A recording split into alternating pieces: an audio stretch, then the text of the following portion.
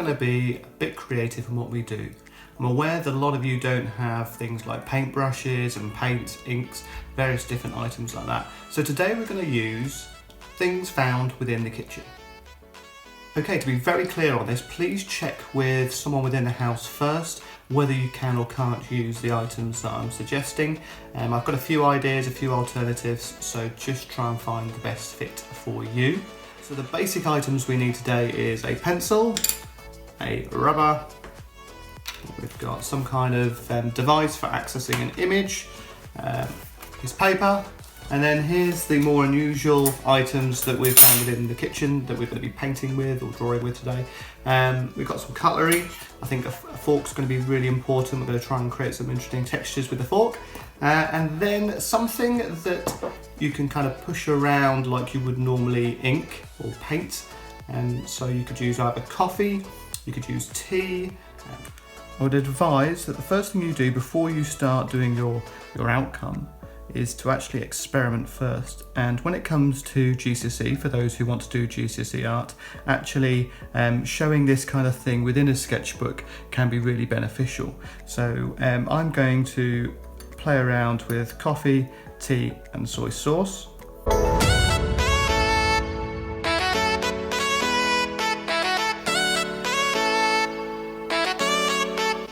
So as you can see, they are pretty much the same. They're all very similar. I'd say darkest is the dark soy sauce that I'm using here. Coffee is quite nice actually. The way it's drying is it's kind of slightly bleeding into the paper, which I quite like. Tea seems to be the lightest, but that might be that I haven't sort of strained enough of the actual tea pigments out of the tea bag. But it's up to you what you try. It might be that you want to try and mix all of them together.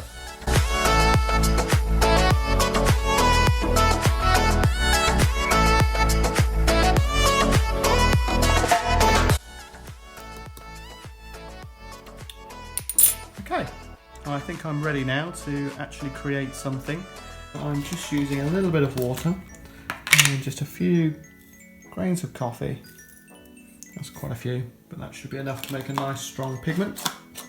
So for today's lesson, I thought I would do it in two different parts. The first being a little bit more simple. This is aimed perhaps towards year 8s and year 9s. And then I'll do one a little bit more challenging using a real photo. I'll probably base it on a comedian. I've spotted a nice comedian picture, and that will obviously be a lot more difficult for those who want to challenge themselves. Like I said, perhaps in year 10 or maybe some of the year 9s and year 8s who feel they're quite good at art may also want to try that one as well. For this first drawing, we're going to map out a design of a lizard, but make it quite simple. You could use one from the internet. Maybe if you type in silhouette of a lizard, you'll get a nice design. Or if you've drawn a lizard before, you can just draw one from your head like I'm doing. This is a gecko. It's got like the gecko feet, little body, and then the legs of the lizard always go backwards like this.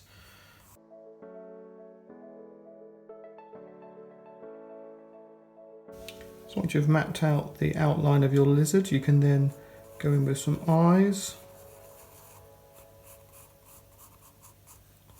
Like that. Also, a good idea is work out what direction the light's going to come from. I'm going to say the light's coming in this direction, so there's going to be a lot of light here. I'm just going to draw a shape inside the lizard just to show what will be the highest part, which will be something a bit like that. And then I know that this is going to hit the light, this is going to be a medium tone, and all this area here is going to be sort of in shadow, and these side of the legs and the head are all going to be in shade.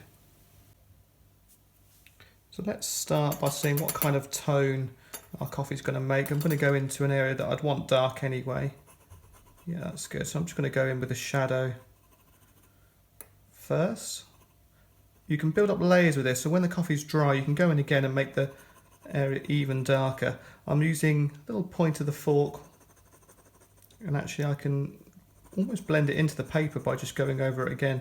It could be a good idea maybe to have some water there as well, so you can dip into the water if you do really want to make a lighter tone there.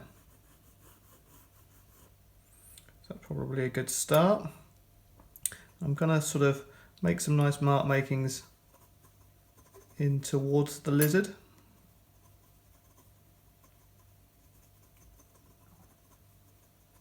Don't forget, I want it darker on this side.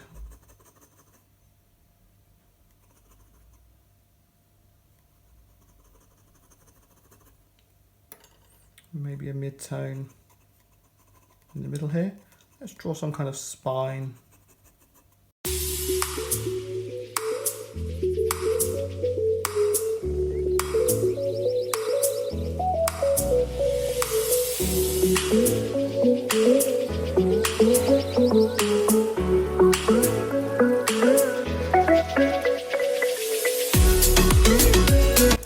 Okay, it's been a few minutes now, just drying.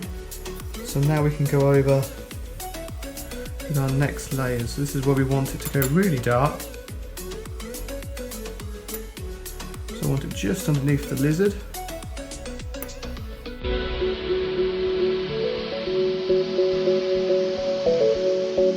I've now added a few more granules to my palette, just to see if I can get it even darker. So I want the eye of the lizard and everything to this side a lot darker. So here we go.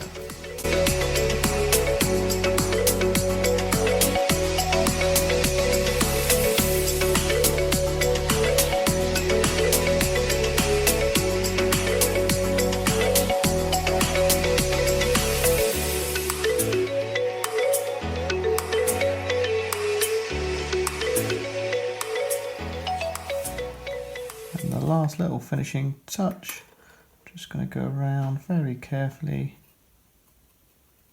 Those eyes, give it a bit of definition. Maybe a bit of shadow around it. Perfect. So there we go, that is complete. We're now ready to try the more challenging one for the students that really want to push themselves, or those that are in year 9 and 10. So I found the design that I want. You probably can't see it on here. It's a bit bright today, so I've settled on a chameleon. And the first thing you're going to do, as always, is map in your design. Try and get your proportions right. Try and do it lightly to start off with, just in case you go wrong. I always go wrong, and it's never straightforward, especially something that you've never drawn before, such as a chameleon. So I've realised that the actual mouth of the chameleon is actually really close to its eye here. It looks a bit grouchy.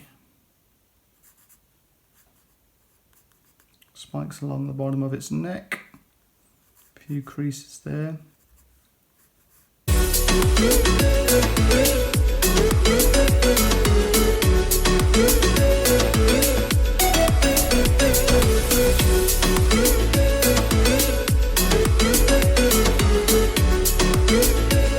Okay, before you get going with your coffee or your tea or whatever you've decided to use, rub out a lot of your outline so it is very faint. We don't want those lines coming through. So if you've got a lot of sketchy marks, a lot of lines coming through, please use your rubber at this stage just to simplify those marks just to the basic ones that you need.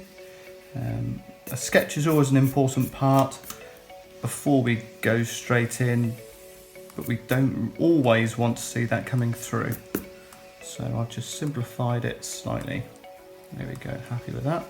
So making sure that you've got your lizard nearby so you can have a look at the different tones. You're looking at where the darks and the lights and the mid-tones are, and then you can start going in with different textures, tones, and having a play. So let's get going.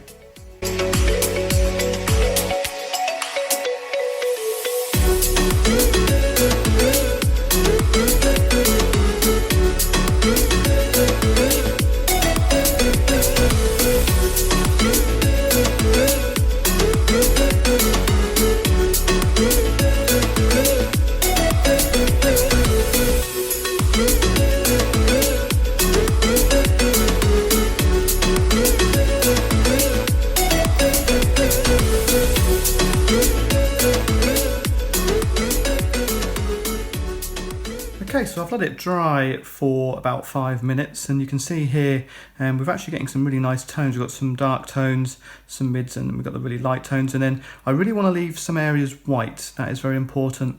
And also the other thing that I really think is important to know is that we don't want to outline everything. So for example, this part of the chameleon's face we have left completely empty of any coffee marks, and that allows it to look like the light is coming onto it, and it makes it look less cartoony. So something to bear in mind there.